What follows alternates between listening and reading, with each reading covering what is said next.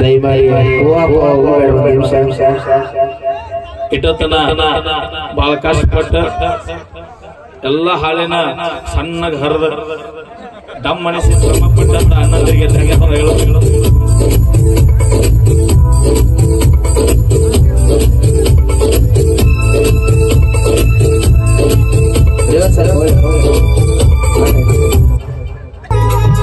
ನಮ್ಮ ತಲೆಯ ಬೀಗರು ನಮ್ಮ ತಲೇಶ ಮೆಲೋಡಿಸ ನಿಮ್ಮ ಮದುವೆಗೆ ತರಸೋಣ.